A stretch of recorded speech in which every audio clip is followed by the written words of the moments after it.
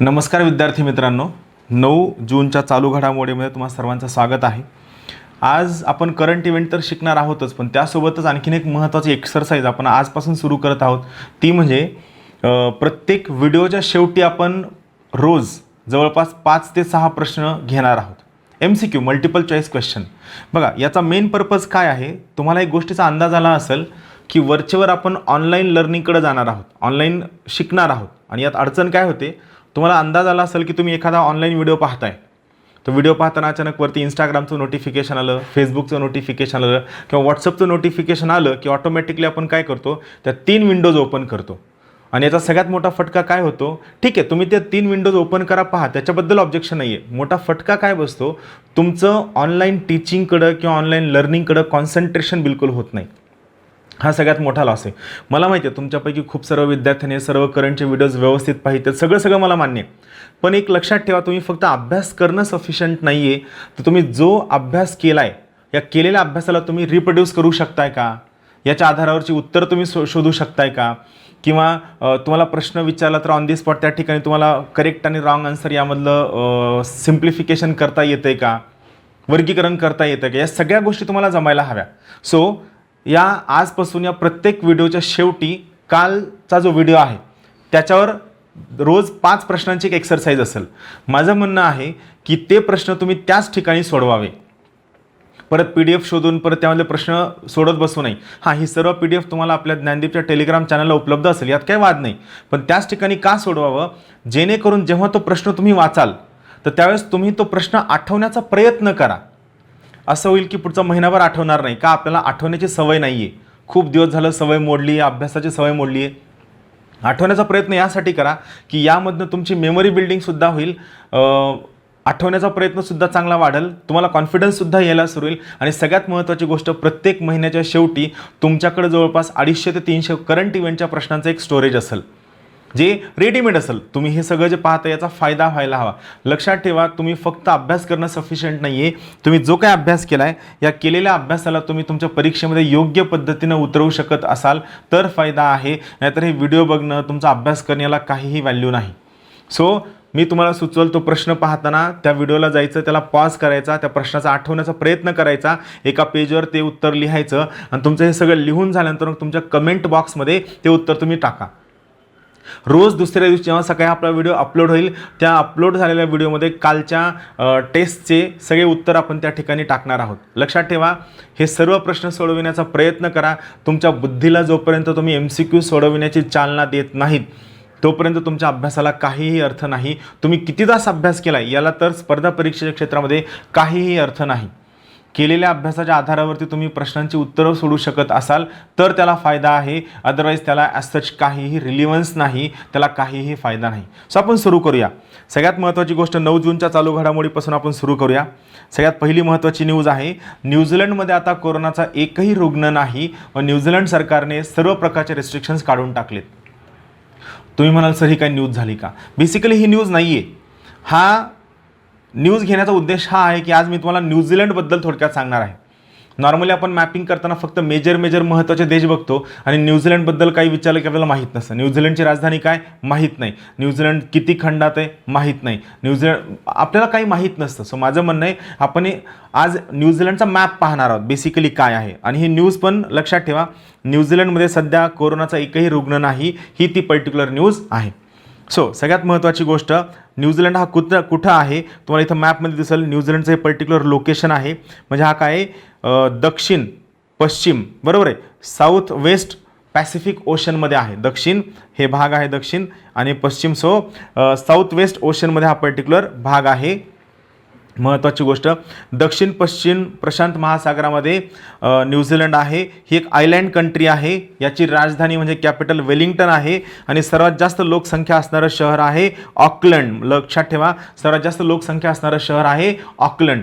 न्यूझीलंडमधील सर्वात फेमस पर्वतरांगा कोणत्या तर लक्षात ठेवा, सदर्न आल्प्स। तुम्हाला माहीत असेल आल्प्स पर्वतरांगा या फेमस आहेत, तर सदर्न आल्प्स मात्र या युरोपमध्ये नाहीत, त्या कुठं आहेत, त्या न्यूझीलंडमध्ये आहेत, हे लक्षात ठेवा।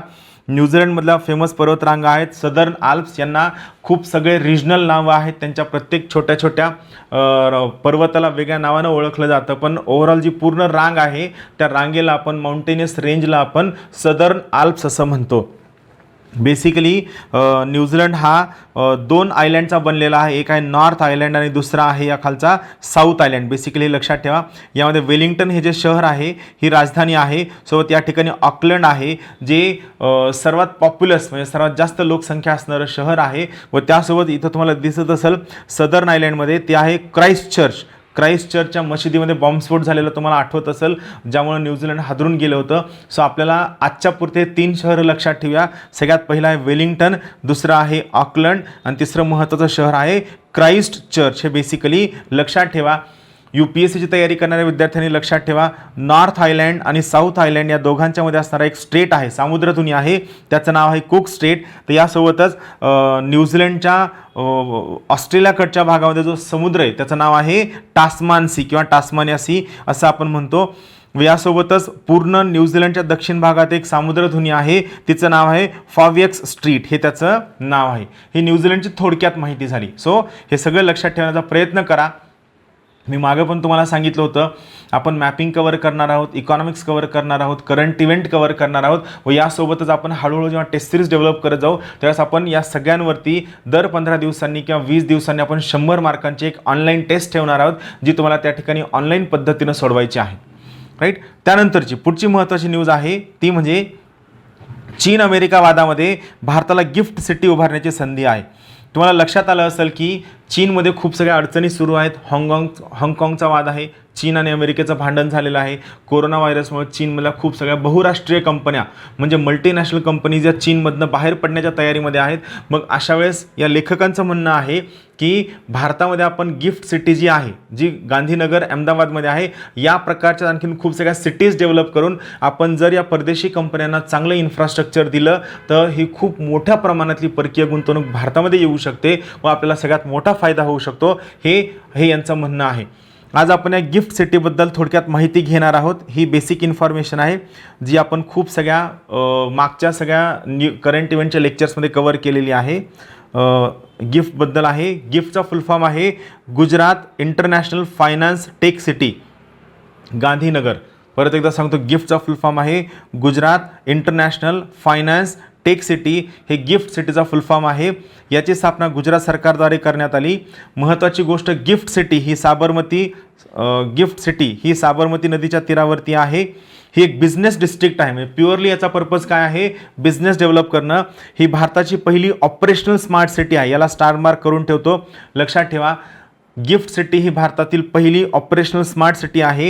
हे एक आंतरराष्ट्रीय वित्तीय सेवा केंद्र आहे व हे अहमदाबाद मेट्रोपॉलिटन रिजनमध्ये ॲज अ ग्रीनफील्ड इन्व्हेस्टमेंट म्हणून केलेलं आहे. ग्रीनफील्ड इन्व्हेस्टमेंट म्हणजे काय, तर ज्या ठिकाणी तुम्ही गुंतवणूक फ्रॉम स्क्रॅच किंवा फ्रॉम झिरोपासून सुरू करतो त्याला आपण ग्रीनफील्ड इन्व्हेस्टमेंट असं म्हणतो. फॉर एक्झाम्पल, ही जमीन आहे, या जमिनीवरती याच्या अगोदर काहीही नव्हतं. मी या ठिकाणी आलो, या ठिकाणी जमिनीमध्ये पाया खोदला, ही पूर्ण मोठी बिल्डिंग उभी केली आणि बिल्डिंग उभी केल्यानंतर या ठिकाणी कोचिंग क्लास असेल, रेसिडेन्शियल कॉम्प्लेक्सेस असेल, हॉस्टेल असेल, बुकचं शॉप असेल, हे सगळं मी या सिंगल बिल्डिंगमध्ये सुरू केलं. सो ज्या गुंतवणुकीची सुरुवात फ्रॉम स्क्रॅच होते त्याला आपण ग्रीनफील्ड इन्व्हेस्टमेंट म्हणतो. तर ऑलरेडी अवेलेबल असणाऱ्या गुंतवणुकीमध्ये जेव्हा ॲडिशनल गुंतवणूक केली जाते त्याला आपण ब्राउनफील्ड इन्व्हेस्टमेंट असं म्हणतो. ब्राउनफील्ड आणि दुसरा शब्द आहे ग्रीनफील्ड इन्व्हेस्टमेंट. सो लक्षात ठेवा, Gujarat international finance tech city हे ग्रीनफील्ड इन्व्हेस्टमेंट आहे. सगळ्यात महत्त्वाची गोष्ट. याच्याबद्दल आणखीन एक महत्त्वाची गोष्ट, या ग्रीनफील्ड सिटीमध्ये सगळ्या गोष्टी सायंटिफिकली डिझाईन करण्याचा प्रयत्न केलेला आहे. स्मार्ट सिटीचा प्रत्येक महत्त्वाचा कॉम्पोनेंट यामध्ये ॲड करण्याचा प्रयत्न केलेला आहे. यातल्या काही महत्त्वाच्या गोष्टी, यामध्ये डिस्ट्रिक्ट कूलिंग सिस्टीम आहे, जमिनीखाली युटिलिटी टनेल्स आहेत ज्यांचा वापर तुम्ही ट्रान्सपोर्टेशन किंवा इतर सगळ्या गोष्टींसाठी करू शकता. त्यानंतर ऑटोमेटेड व्हॅक्यूम वेस्ट कलेक्शनची सिस्टीम आहे. सोबत कमर्शियल अँड रेसिडेन्शियल कॉम्प्लेक्सेस आहेत ज्यामार्फत या ठिकाणी येणाऱ्या प्रत्येक उद्योगधंद्याला त्याचा ईज ऑफ डुईंग बिझनेस इम्प्रूव्ह होऊ शकतो. त्याला खूप सोप्या पद्धतीनं व लवकरात लवकर स्वतःचा बिझनेस या ठिकाणी उभा करता येऊ शकतो. हे या ग्रीन सिटीचं सगळ्यात महत्त्वाचं उद्दिष्ट आहे. त्यानंतरची पुढची महत्त्वाची न्यूज आहे, बेसिकली फक्त एक इन्फॉर्मेशन तुम्हाला सांगायची आहे. इकॉनॉमिक रिसर्जन्सला सुरू झालेला आहे. कोरोना व्हायरसमुळे जे इकॉनॉमी डाऊन झाली होती तर त्याला हळूहळू इम्प्रूव्हमेंट व्हायला सुरू होतीये आणि असं कुठंतरी वाटतं की आपण लवकरात लवकर ही जी आर्थिक मंदी सदृश्य परिस्थिती निर्माण झाली आहे यावर आपण लवकरात लवकर मात करू असं या अहवालाचं म्हणणं आहे. बाकी काय वाचण्याची गरज नाही, फक्त लक्षात ठेवा इकॉनॉमिक रिसर्जन्स सुरू झालेला आहे व लवकरात लवकर आपण या सर्व अडचणींना मात करू असं या लेखाचं म्हणणं आहे. यामध्ये फक्त 2 महत्त्वाचे मुद्दे तुम्हाला सांगायचे आहेत. एप्रिल 2020मध्ये सरकारचं जे महसूल संकलन, महसूल म्हणजे काय, रेव्हेन्यू, म्हणजे सरकारला येणारा जो पैसा होता याचं कलेक्शन जवळपास 44% घटलेलं आहे. एप्रिल 2020मध्ये सरकारला जे महसूल मिळणार होता, जे रेव्हेन्यू कलेक्ट होणार होतं याचं संकलन जवळपास 44% घटलेलं आहे. तर केंद्राची वित्तीय तूट म्हणजे फिस्कल डेफिसिट हे जवळपास 6.5% पोहोचलेलं आहे. या दोन्ही गोष्टी महत्त्वाच्या आहेत. केंद्र सरकारचं महसूल कलेक्शन म्हणजे सरकारला मिळणारा पैसा हा जवळपास 44% घटलेला आहे. तर केंद्राची वित्तीय तूट ही जवळपास 6.5%वरती गेलेली आहे. यामुळे तुम्हाला आठवत असेल मागच्या एका न्यूजमध्ये सांगितलं होतं मूडीज नावाच्या क्रेडिट रेटिंग एजन्सीनं भारताची क्रेडिट रेटिंग ही डाऊनग्रेड केली आहे. का तर आपले इकॉनॉमिक प्रॉस्पेक्ट्स इतक्या लवकर इम्प्रूव्ह होऊ शकत नाही असं मूडीज नावाच्या क्रेडिट रेटिंग एजन्सीचं म्हणणं होतं.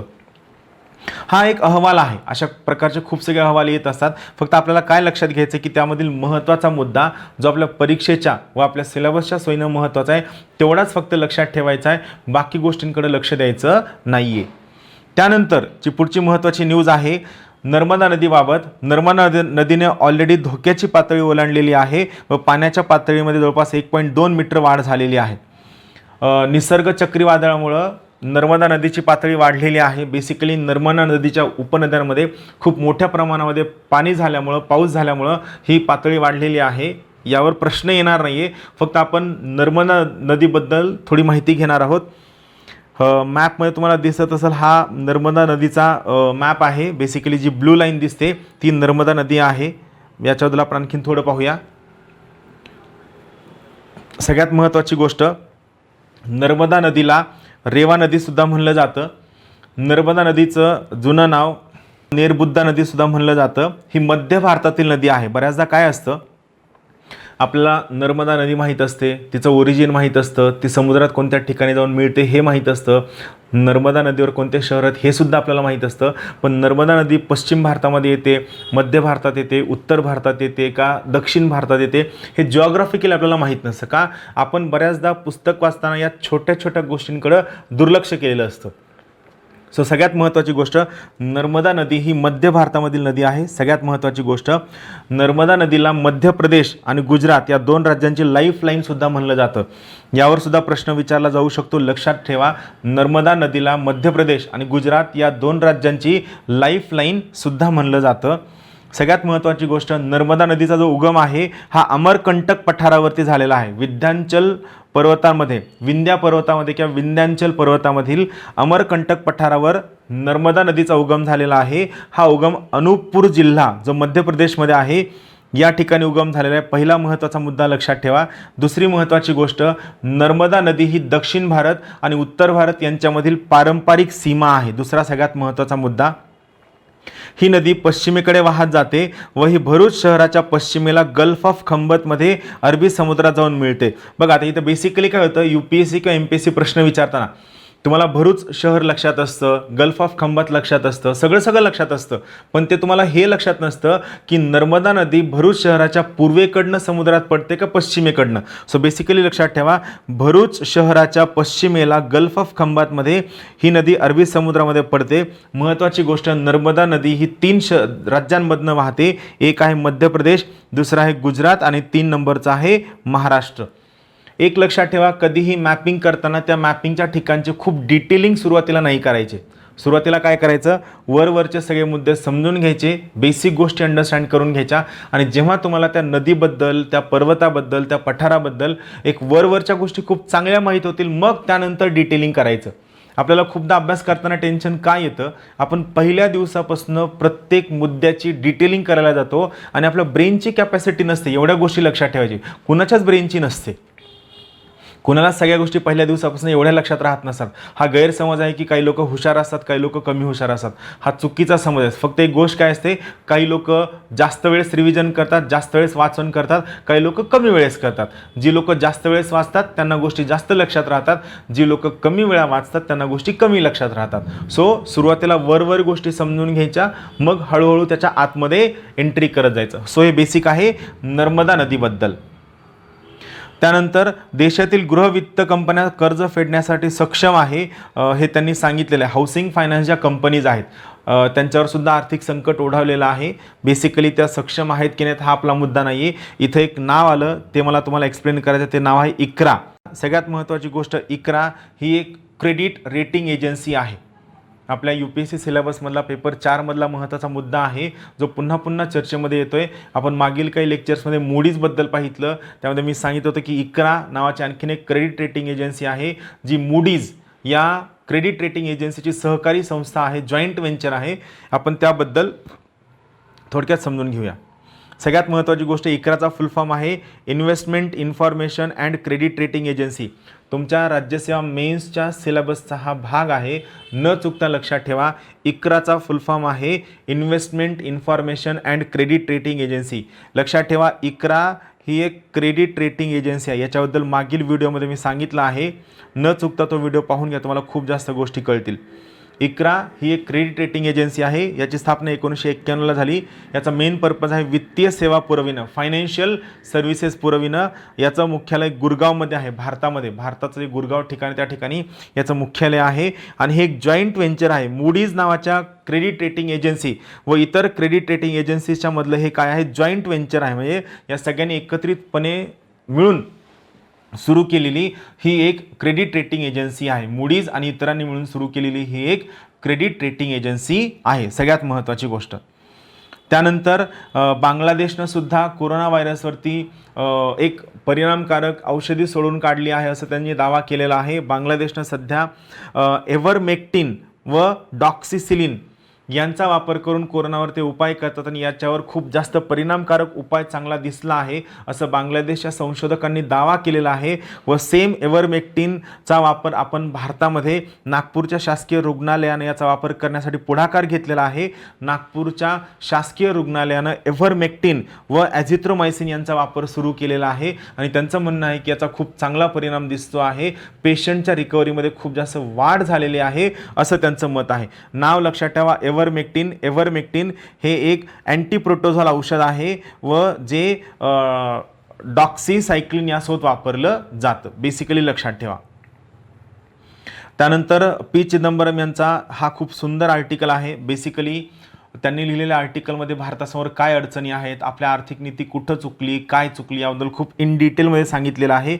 या ठिकाणी हा जो पहिला कॉलम आहे आणि हा जो सेकंड कॉलम आहे, या दोन कॉलममध्ये बेसिकली थोडं राजकीयदृष्ट्या लिहिलं गेलेलं आहे, त्यामुळे आपण ते डिस्कस करणार नाहीत. फक्त माझं मत आहे की तुम्ही या दोन्ही गोष्टी वाचा, जेणेकरून तुमचं स्वतःचं व्हिजन ब्रॉड होईल गोष्टींकडे पाहण्याचं आणि आपल्या आजूबाजूला घडणाऱ्या घटनांना ॲनालिसिस करण्याचं तुमचं स्वतःचं व्हिजन ब्रॉड होईल. सो मी तुम्हाला सुचवल की पी चिदंबरम यांचं जे दर मंगळवारी आर्टिकल या लोकसत्तामध्ये येतं ते तुम्ही सर्वांनी न चुकता वाचावं.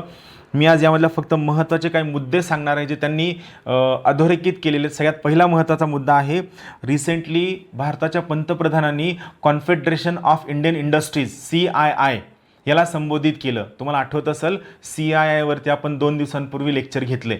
आपल्या करंट इव्हेंटच्या सिरीजमध्ये CII बद्दल सांगितलेलं आहे. सो इथं बेसिकली काय आहे, भारतीय पंतप्रधानांनी पहिल्यांदा CIIच्या बैठकीला संबोधित केलेलं आहे व त्यामध्ये त्यांना निमंत्रण होतं असं त्यांना सांगण्यात आलं होतं. आणि सगळ्यात महत्त्वाची गोष्ट, त्यांनी CIIच्या बैठकीला संबोधित करताना भारत पूर्व पदावर येईल अशी ग्वाही दिली आहे.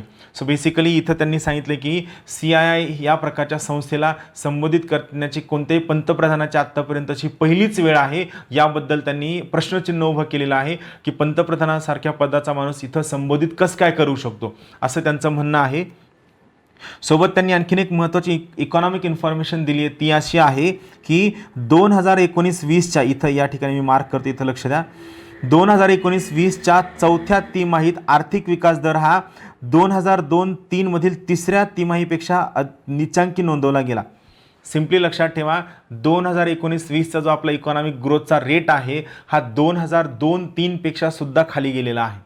म्हणजे त्यांचं म्हणणं आहे की आपला इकॉनॉमिक ग्रोथचा रेट हा अत्यंत खाली गेलेला आहे व यावर आपण लवकरात लवकर उपाययोजना करायला हवी असं त्यांचं म्हणणं आहे. म्हणजे जवळपास 17 वर्षातील हा रेट सगळ्यात कमी आहे. तो त्यांनी म्हणलं की सरकारी आकड्यानुसार 4.2% आहे, पण त्यांचं म्हणणं आहे की रिॲलिटीमध्ये हा आकडा आणखीनही कमी असू शकतो. आपल्या GDPचा ग्रोथ रेट हा यापेक्षा सुद्धा खूप जास्त कमी असू शकतो असं प्रतिपादन पी चिदंबरम यांनी केलेलं आहे. सोबत त्यांनी सांगितलं आहे, त्यांनी सरकारचं कौतुकसुद्धा केलेलं आहे. त्यांचं म्हणणं आहे की 2014-15, 15-16 आणि 2016-17 या पहिल्या 3 वर्षांमध्ये आर्थिक विकासाला त्याच्या ट्रॅकवर ठेवणं, त्याच्यामध्ये गती आणण्याचं खूप चांगलं काम राष्ट्रीय लोकशाही आघाडीनं केलेलं आहे.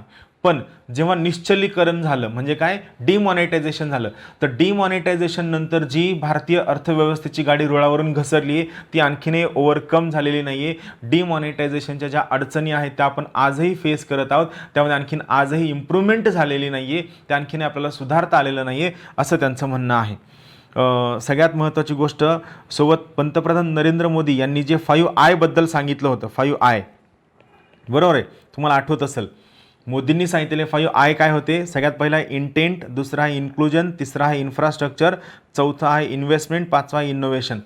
UPSCची तयारी करणाऱ्या विद्यार्थ्यांनी खास लक्षात ठेवा, हे 5I तुम्ही न चुकता लक्षात ठेवायला हवं. MPSCच्या मुलाखतीची तयारी करणाऱ्या विद्यार्थ्यांनी लक्षात ठेवा, तुम्हाला हे 5I काय आहे हे तुम्हाला माहीत असायला हवं, किंवा सर्वसामान्य विद्यार्थ्याला सुद्धा हे माहीत असणं अपेक्षित आहे की मोदी यांनी याच्याबद्दल काय सांगितलं होतं. चिदंबरम यांचं म्हणणं आहे की हे 5I हे मान्य, यांच्यावर काम व्हायला हवं, यांच्यावर देश चालतो, यांच्यावर अर्थव्यवस्था चालते व या 5I नुसार देशाची खूप मोठी प्रगती होणार आहे. पण या 5I सोबत सगळ्यात महत्त्वाचा मुद्दा त्यांनी अधोरेखित केलाय, तो आहे 6वा I. तो 6वा I म्हणजे इन्कम. इन्कम म्हणजे काय, तर सोपी गोष्ट आहे, या सर्व गोष्टींचा मेन उद्देश हा असावा की सर्वसामान्य व्यक्तीला या सर्व घटकांमधनं होणाऱ्या ट्रान्झॅक्शनमधनं कमाई मिळू शकते का, त्याला पैसे मिळू शकतात का, त्याचा चरितार्थ चालू शकतो का, त्याचं लाईव्हलीहूड उपजीविकेचं साधन मिळू शकतं का, हे बेसिकली यांनी अधोरेखित करायला सांगितलेलं सगळ्यात महत्त्वाची गोष्ट आहे. सो 5I मध्ये 6वा I जोडला जावा, म्हणजे या सगळ्या ॲक्टिव्हिटीज ज्या होत आहेत या सगळ्या ॲक्टिव्हिटीजचा मेन पर्पज हा असावा की प्रत्येक व्यक्तीला त्याच्या उपजीविकेचं साधन मिळविण्यासाठी पैसे, इन्कम, कमाई मिळते का, हे त्यामधून अधोरेखित होणं गरजेचं आहे. त्यासोबतच इथं AIMO, all India manufacturing association, AIMO all India manufacturing असोसिएशनने सांगितलेलं आहे की लघु व मध्यम उद्योगातील 35%, तर स्वयंरोजगार उद्योगातील 37% लोकांना पुन्हा उभं राहणं शक्य नाही. त्यांनी स्वतःचे उद्योगधंदे बंद केलेले आहेत. लघु व मध्यम उद्योगातील 35% व स्वयंरोजगारातील 37% लोकांना या कोरोना व्हायरसनंतर स्वतःच्या लेवलला उभं राहणं शक्य नाही आहे. सो या लोकांच्या इन्कमचा सगळ्यात मोठा प्रश्न आहे आणि ही ती इंडस्ट्री आहे जी सर्वसामान्य लोकांच्या इन्क्लुजनसाठी काम करते. सो या इंडस्ट्रीवर फोकस करणं सगळ्यात जास्त गरजेचं आहे. या ठिकाणी आपण AMIO या संस्थेबद्दल थोडीशी माहिती पाहणार आहोत. मी परत एकदा तुम्हाला सर्वांना सुचवलं, हे आर्टिकल सगळ्यांनी न चुकता वाचा. AMIO याचा फुल फॉर्म आहे, AIMO याचा फुल फॉर्म आहे all India manufacturers association. All India manufacturers association हा याचा फुल फॉर्म आहे.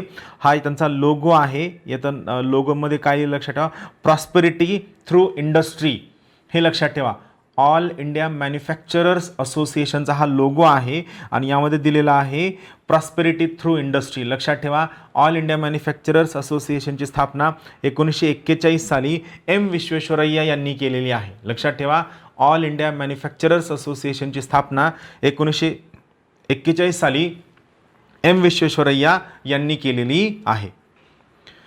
त्यानंतर बऱ्याचदा आपलं काय असतं की प्रशासनातील अधिकाऱ्यांबद्दल आपलं मत खूप वाईट असतं, त्यांनी असं केलं तसं केलं आपलं. पण तुम्हाला हे लक्षात ठेवा की ज्या ठिकाणी वाईट गोष्टी असतात त्या ठिकाणी खूप चांगल्या गोष्टीसुद्धा असतात आणि हा प्रत्येक अधिकारी, प्रत्येक व्यक्ती हा स्वतःच्या लेवलला सोसायटीला कसं बेटर करता येईल, कसं चांगलं करता येईल यासाठी प्रयत्न करत असतो. त्यामध्ये राजस्थानच्या डॉक्टर मेहतांनी जिंकलं मन, जे सध्या तमिळनाडूचे मुख्य सचिव आहेत, त्यांनी त्या ठिकाणी असणाऱ्या केरळचे मुख्य सचिव आहेत, त्या ठिकाणी त्यांनी केरळमधील स्थलांतरितांना अतिथी कामगार म्हणून संबोधले व त्यांना आवडतं जेवण, मोबाईल हे सगळं दिलं, जेणेकरून हे सर्व मजूर त्या राज्यामधनं बाहेर जाणार नाहीत, त्या राज्यामध्येच राहतील व त्या ठिकाणच्या इंडस्ट्री ज्या दिवशी सुरू होतील लॉकडाऊन संपल्यानंतर त्या दिवशी परत त्यांना कामाला अवेलेबल असतील. हा यांचा मेन पर्पज आहे. यांचं नाव लक्षात ठेवा. डॉक्टर मेहता ते 1986च्या बॅचचे IAS ऑफिसर आहेत व त्यांनी कोल्लम या जिल्ह्यामध्ये असिस्टंट कलेक्टर म्हणून सुद्धा काम पाहितलेलं आहे. आणि सगळ्यात शेवटचं आहे सोशल मीडियाबद्दल. याबद्दल पण तुम्ही एसेमध्ये टाकू शकता. मार्क झुकरबर्ग यांना सध्या ज्या सगळ्या गोष्टी घडत आहेत व या सगळ्या गोष्टी खास करून अमेरिकेमधील वर्ण द्वेषाबद्दल जे सगळे प्रोटेस्ट सुरू आहेत त्याच्याबद्दल सोशल मीडियाचा वापर करून कसा हिंसक आव आणला जातो, कसा गैरवापर केला जातो याबद्दल हार्वर्ड मेडिकल स्कूलच्या संशोधकांनी त्यांना लिहिलं आहे की तुम्ही प्रत्येक पोस्टची सत्यता तपासून सत्यता पडताळून तुम्ही त्याला पोस्ट येऊ देत जा याबद्दल त्यांनी लिहिलं आहे. सोशल मीडियाबद्दल आणि मगाचं सरकारी अधिकाऱ्याबद्दल दोन्ही गोष्टी तुम्ही तुमच्या एसेमध्ये टाकू शकता. या प्रकारचा कंटेंट तुम्ही आत्तापासून गोळा करून ठेवणं गरजेचं आहे. हे झालं आपलं इथपर्यंत न्यूजचं. आता इथून पुढे सुरू होतं आपला चालू घडामोडींचा सराव प्रश्नसंच. मी हे प्रश्न वाचून दाखवणार आहे. याला मी कमी वेळ देणार आहे. मी ज्या स्पीडनं वाचतो त्या स्पीडनं तुम्ही ऐकायचं आहे व त्यानंतर तुम्ही याची उत्तरं लिहून ठेवायचे. लक्षात ठेवा हा मेमरी इम्प्रूव्ह करण्याचं काम आहे. दुसरं आपली रीडिंग स्पीड वाढवण्याचं काम आहे. तिसरी गोष्ट आपली कॉन्सन्ट्रेशन वाढवण्याचं काम आहे. सो तुम्ही सगळ्यांनी न चुकता ह्या सर्वच्या सर्व करंट इव्हेंट वरचे प्रश्न सोडविण्याचा प्रयत्न करा. सगळ्यात पहिला प्रश्न आहे. मी फक्त वाचून दाखवणार आहे. याची उत्तरं तुम्हाला स्वतःला सोडून कमेंट बॉक्समध्ये न चुकता उत्तरं टाका. टोळ या कीटकाविषयी अचूक विधान ओळखा. सगळ्यात पहिलं विधान आहे भारतात शिस्टोसर्का ग्रिगेरिया ही प्रजाती सर्वाधिक प्रमाणात आढळते. दुसरं आहे टोळ हे ॲनिलिडा या संघात, संघ म्हणजे फायलममध्ये येतात. पर्याय आहे पहिला अ बरोबर, दुसरा ब बरोबर, तिसरा दोन्ही बरोबर, चौथा दोन्ही चूक. हा पहिला प्रश्न झाला. दुसरा प्रश्न 2020च्या जागतिक महासागर दिनाची संकल्पना कोणती आहे? सगळ्यात पहिला आहे शाश्वत महासागरासाठी नवसर्जन, महासागर विकास आणि पुनर्जीवन, आपला महासागर आपण सुरक्षित आणि पुनर्संचयित करूया, सागर जैवविविधता आणि संरक्षण. हा दुसरा प्रश्न आहे. तिसरा प्रश्न रिचर्ड डॉकिन्स पुरस्कारासंबंधी अचूक म्हणजे काय? करेक्ट विधानं ओळखा. हा पुरस्कार 2003 पासून सुरू करण्यात आला. 2019 पासून हा पुरस्कार सेंटर फॉर इन्क्वायरी यांच्याकडून दिला जातो. हे दोन वाक्य आहेत.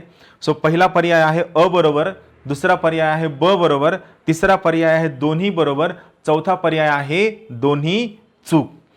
त्यानंतर पुढचा प्रश्न आहे मेडिकल कचऱ्यासंबंधी म्हणजे बायोमेडिकल वेस्ट यासंबंधी अचूक विधान ओळखा. असंसर्गजन्य मेडिकल कचरा म्हणजे नॉन इन्फेक्टेड बायोमेडिकल वेस्ट हा काळ्या रंगाच्या डब्यामध्ये टाकला जातो. मेडिकल कचऱ्याचे विघटन हे रासायनिक अभिक्रियेद्वारे केलं जातं, केमिकल प्रोसेसेसद्वारे केलं जातं. पर्याय काय आहेत? पहिला पर्याय अ बरोबर, दुसरा पर्याय ब बरोबर, तिसरा पर्याय दोन्ही बरोबर, चौथा पर्याय दोन्ही चूक. हा 4 प्रश्न झाले. आणि सगळ्यात शेवटचा प्रश्न आहे तुम्हाला अचूक विधान ओळखायचं म्हणजे तुम्हाला करेक्ट विधान ओळखायचं आहे. अमांडा नुनेसन ही अल्टिमेट फायटिंग चॅम्पियनशिपच्या दोन्ही गटात पुरस्कार जिंकणारी एकमेव महिला खेळाडू आहे. आणि दुसरं वाक्य आहे अमांडा नुनेसन ही अर्जेंटिना या देशाची खेळाडू आहे. सो पर्याय आहे पहिला अ बरोबर, दुसरा ब बरोबर, तिसरा दोन्ही बरोबर, चौथा दोन्ही चूक. सगळ्यांनी प्रश्न सोडविण्याचा प्रयत्न करा. ऑन दी स्पॉट प्रश्न सोडवा. टाईम मॅनेजमेंट जमली पाहिजे. आणि सगळ्यात महत्त्वाची गोष्ट ऑनलाईनमध्ये सगळे इथून पुढं तुम्हाला शिकायचं आहे. अडचणी असतात. सो त्यामुळे तुम्ही ऑनलाईनवरचं कॉन्सन्ट्रेशन इम्प्रूव्ह करण्याचा प्रयत्न करा. आपण भेटूया लवकरच उद्या. Thank you very much. Have a good day.